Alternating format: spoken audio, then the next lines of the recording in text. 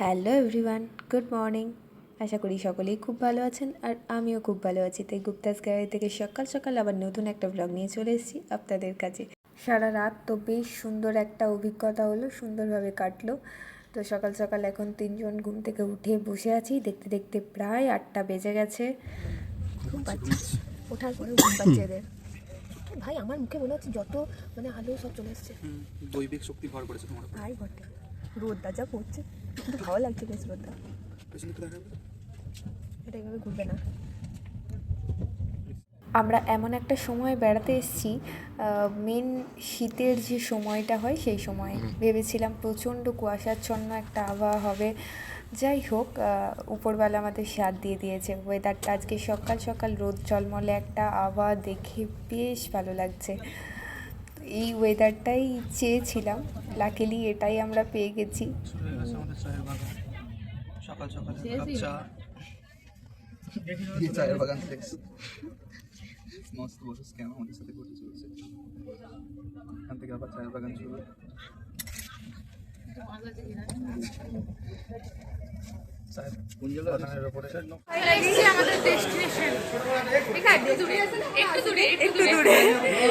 বাইরে আমাদের friend wait করছে, তো এরপর চলে যাবো, গিয়ে দেখা হবে। ফাইনালি এলিওয়াল, প্রত্যেকবার ওই আমার এক কথা হ্যালো হ্যালো হ্যালো। ফাইনালি চলে এসেছে, যার অপেক্ষায় ছিলাম এতক্ষণ ধরে। তো আমাদের অ্যানাদার ওয়ানের সাথে মিট হয়ে গেল। ও ব্লগার হয়েছে নাও। ইয়েস, জিও তো ভাই দুটো জানা হয় না তোদের। দেখা আমি তো কমেন্ট করে যাই, একটু দাও। কোথায় কমেন্ট করি? হ্যালো হ্যালো কি ভাই, ওটা ছেড়ে কিছু বল। মানে এই ফার্স্ট টাইম আমাদের এক্সপেরিয়েন্সের ব্যাপারটা বল, যে ফাইনালি এত বছর প্ল্যানিং করে লাস্ট অবধি প্ল্যানিংটা সাকসেসফুল হতে চলেছে। একটা ড্রিম ট্যুর, অনেক দিন আমাদের ইচ্ছে ছিল যে সবাই চারজন মিলে কোথাও একজন যাব। ইন্দ্রাণীকে নিয়ে আসতে হয়েছে, এটা সবথেকে বড় ব্যাপার। আর ইন্দ্রাণী এসেছে, তো ওকে নিয়ে আসতে পেরেছি। Big thing for us. চলো,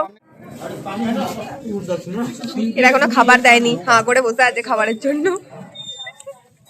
ছেলে মাস্টার হবা, এর চুলের স্টাইল দেখো, এই চুলে মাস্টার হবা। এর স্টুডেন্টদের শেখাবে কি করে চুল কাটতে হয়। চুল কাটতে হয়, এটিকেট শেখাবে, এটিকেট। ভুল হয়েছে, মাফ করবো না, মাফ করবো না। একবারই ভুল হয়, মানুষের বারবার হয় না। বেড়াতে যাওয়ার জন্য এত স্টাইল, বেড়াতে যাওয়ার জন্য সব ধার করা স্টুডেন্টদের কাছ থেকে।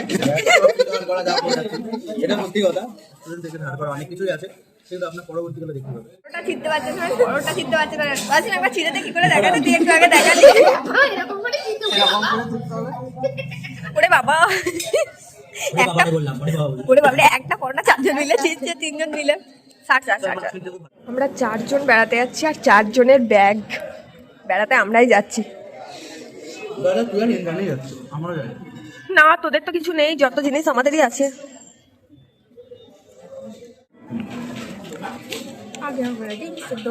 সকাল সকাল আমাদের ব্রেকফাস্টটা বেশ ভালোই হচ্ছে।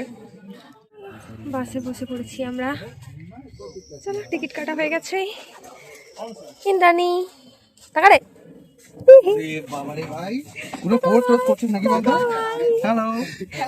হ্যালো কি আলটিমেটলি বাসে আমরা ডেস্টিনেশনের উদ্দেশ্যে একটা জার্নি শেষ আর একটা জার্নি শুরু।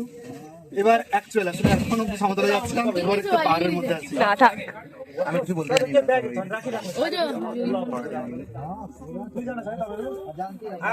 ছেড়ে দিয়েছে।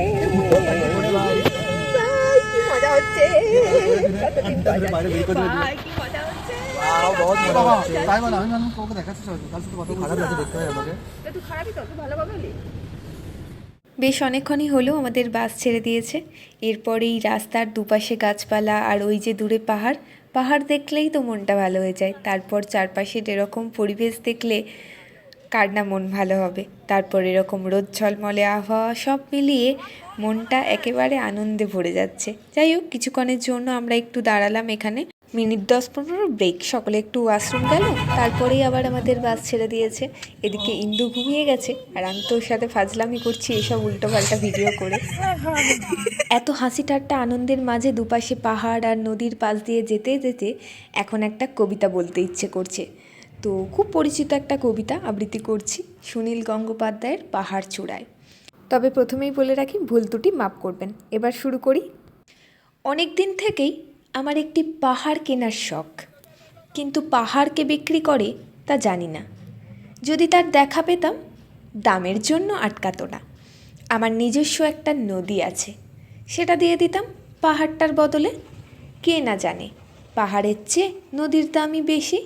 পাহাড় স্থাণু, নদী বহমান, তবুও আমি নদীর বদলে পাহাড়টাই কিনতাম, কারণ আমি ঠকতে চাই। নদীটাও অবশ্য কিনেছিলাম একটা দ্বীপের বদলে। ছোটবেলায় বেশ আমার ছোট্টখাট্ট ছিমছাম একটা দ্বীপ ছিল, সেখানে অসংখ্য প্রজাপতি। শৈশবে দ্বীপটি ছিল আমার বড় প্রিয়। আমার যৌবনে দ্বীপটি আমার কাছে মাপে ছোট লাগলো। প্রবাহমান ছিপছিপে তম্বি নদীটি বেশ পছন্দ হলো আমার। বন্ধুরা বলল, ওইটুকু একটা দ্বীপের বদলে এত বড় একটা নদী পেয়েছিস, খুব জিতেছিস তো মাইরি। তখন জয়ের আনন্দে আমিও বিহ্বল হতাম। তখন সত্যিই আমি ভালোবাসতাম নদীটিকে। নদী আমার অনেক প্রশ্নের উত্তর দিত, যেমন, বলো তো আজ সন্ধেবেলা বৃষ্টি হবে কি না? সে বলতো, আজ এখানে দক্ষিণ গরম হাওয়া।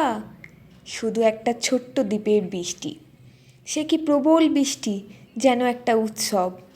আমি সেই দ্বীপে আর যেতে পারি না। সে জানতো, সবাই জানে, শৈশবে আর ফেরা হয় না। এখন আমি একটা পাহাড় কিনতে চাই। সেই পাহাড়ের পায়ের কাছে থাকবে গহন অরণ্য।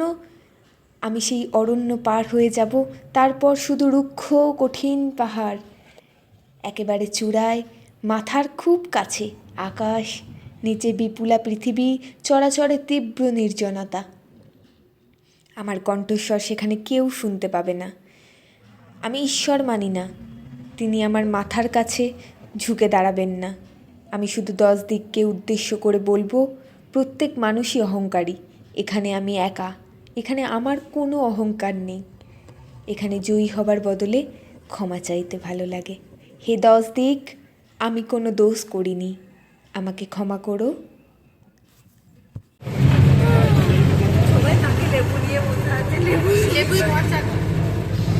বেশ অনেকটা লম্বা জার্নি, তাই সকলের একটু উল্টি আসছে, তাই লেবু কিনেছিলাম, লেবুর খোলাটা আমরা একটু শুকছি। এরপরে রাস্তায় আমাদের এক জায়গায় দাঁড়িয়েছে বাসটা। কিছুক্ষণ আমরা সব আমাদের খাওয়া দাওয়া করে নিয়েছি, যদিও খাবার খুব একটা ভালো ছিল না, এক্সপিরিয়েন্স খুব বাজে, বুঝতে পারিনি।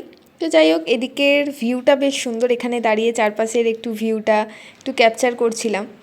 এই রেস্টুরেন্টের পেছনের দিকে এই সুন্দর নদীটি বয়ে যাচ্ছে আর দেখতে ভীষণ ভালো লাগছে।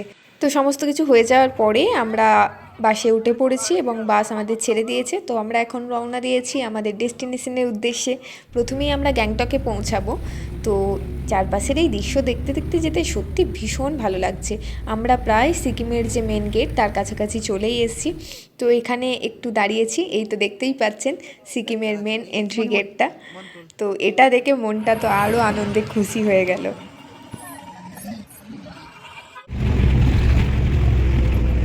আর একজন মরে যাওয়া ব্যক্তি আমাদের মধ্যে, যার প্রাণের সঞ্চার করতে হবে আমাদের, যা হচ্ছে আর আসছে না ভালো। তো ফাইনালি আমরা পৌঁছে গেছি গ্যাংটকে। এরপর গ্যাংটক বাস স্টপে যে যাব, ওই পাহাড়ের ধাপে ধাপে বাড়িগুলো দেখলেই মনটা এত ভালো হয়ে যায় কি বলবো। যাই হোক, বাস থেকে এবার নেমে আমাদের লাগেজ নিয়ে বেরিয়ে পড়েছি।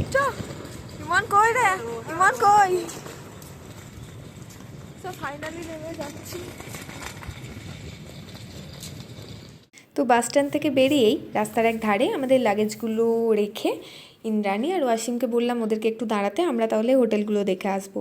এদিকে আমি আর ইমন গেলাম হোটেল দেখতে। তো আমরা অনেকটা এগিয়ে গেছিলাম, তো সেখানে একটা হোটেল দেখলাম, বাট এটা আমাদের খুব একটা পছন্দ হচ্ছিল না।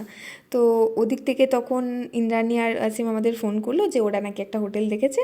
তো যাই হোক, এটা সেকেন্ড হোটেলটা, বাট এটা আমাদের বাস স্টপের একদম গায়েতেই, আর সব কিছু মার্কেটও কাছে, তাই খুব পছন্দ হলো। তো আমরা হোটেলে শিফট হয়ে গেলাম। এটা আমাদের বাজেট ফ্রেন্ডলিও ছিল।